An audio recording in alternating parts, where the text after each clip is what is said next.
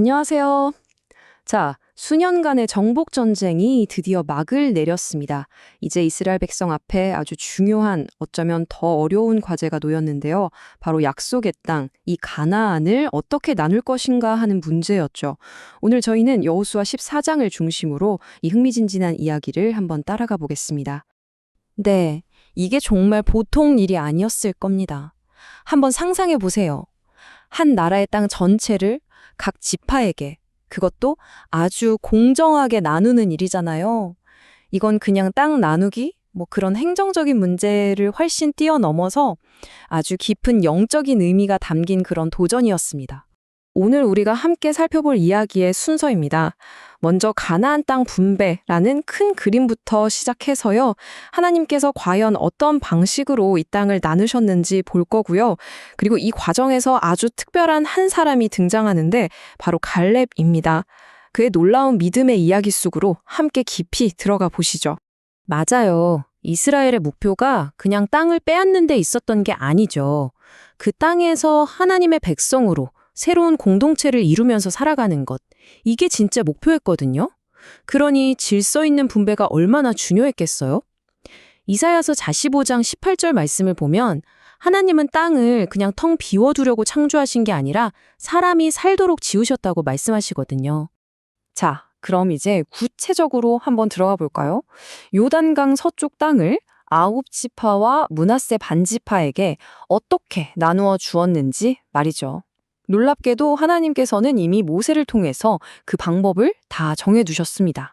이 분배 과정을 보면요, 크게 세 단계로 나눠볼 수 있어요. 첫 번째, 책임자들이 정해져 있었습니다. 민수기 34장에 기록된 대로 여호수아 그리고 제사장 엘르아살 또 각 지파의 지도자들이 이 일을 맡았죠. 두 번째, 땅을 받을 대상이 아주 명확했고요. 마지막으로 가장 중요한 방법, 그건 바로 제비뽑기였습니다. 우리가 제비뽑기라고 하면 보통 운에 맡기는 걸 떠올리잖아요. 그런데 성경에서 말하는 제비뽑기는 그 의미가 완전히 다릅니다. 잠언 16장 33절에 이런 말씀이 있죠. 제비는 사람이 뽑지만 모든 일을 결정하시는 분은 바로 여호와시다. 그러니까 이건요, 인간의 생각이나 욕심을 철저히 배제하고 최종 결정을 하나님의 주권에 온전히 맡기는 아주 엄숙한 신앙의 행위였던 거죠. 자, 이렇게 모든 지파가 제비뽑기를 통해서 이제 곧 자신의 땅을 받게 될 그 순간을 기다리고 있었습니다. 바로 그때 정말 예상치 못한 아주 극적인 장면이 펼쳐져요. 유다 지파의 지도자들과 함께 한 사람이 여호수아 앞으로 당당히 나옵니다. 누구였을까요?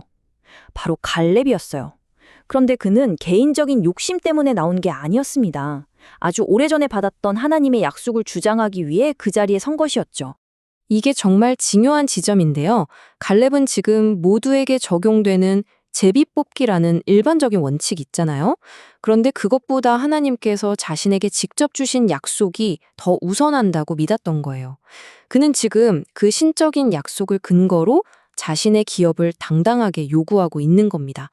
그리고 갈렙은 그냥 옛날에 약속하셨잖아요. 그거 지켜주세요. 이렇게만 말하지 않아요.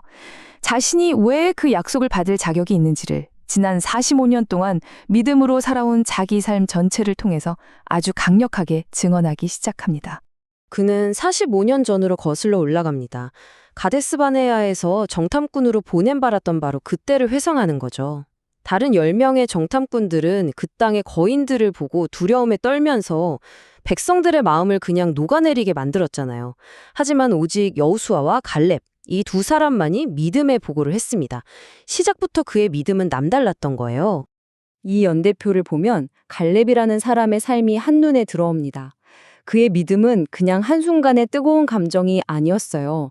40살, 한창 나이에 정탐꾼으로 헌신했고요. 그 후 무려 38년 동안 기약 없는 광야 생활을 견뎌냈고 또 지난 7년 동안은 치열한 가나안 정복 전쟁의 최전선에 있었습니다.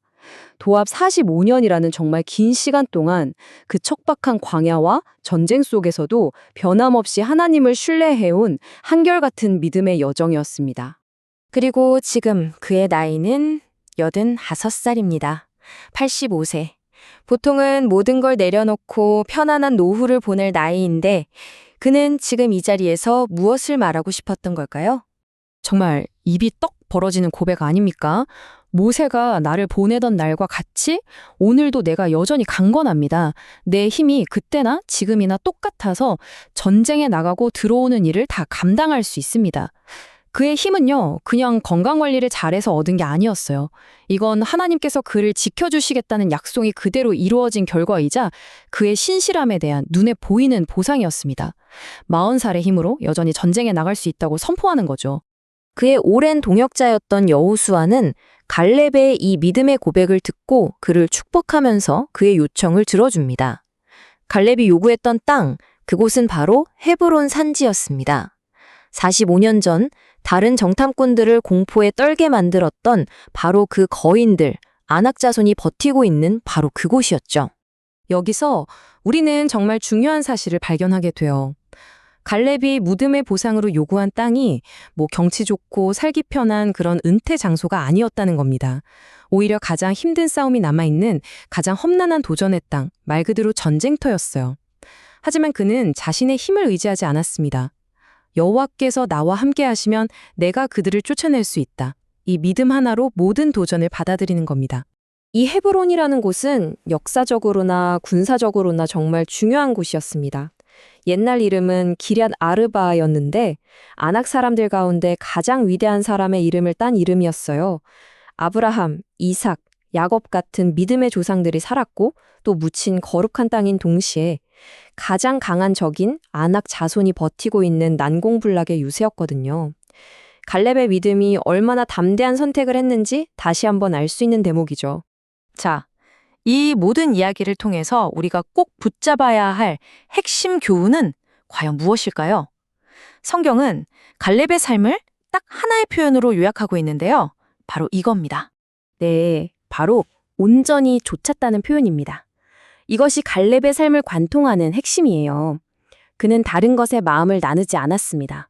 오직 전심으로 온 마음을 다해 하나님을 따랐습니다. 그리고 그 결과 하나님의 약속을 조금도 남김없이 온전히 자신의 기업으로 받을 수 있었던 것이죠. 갈렙의 이 용기 있는 믿음은 오늘을 살아가는 우리에게도 똑같은 질문을 던집니다. 우리 각자의 삶에서 아직 정복되지 않은 채 남아있는 거인들의 땅, 즉 하나님이 분명히 약속하셨지만 믿음으로 도전해야만 얻을 수 있는 바로 그 산지는 과연 무엇일까요? 우리 모두가 함께 깊이 생각해 볼 문제입니다.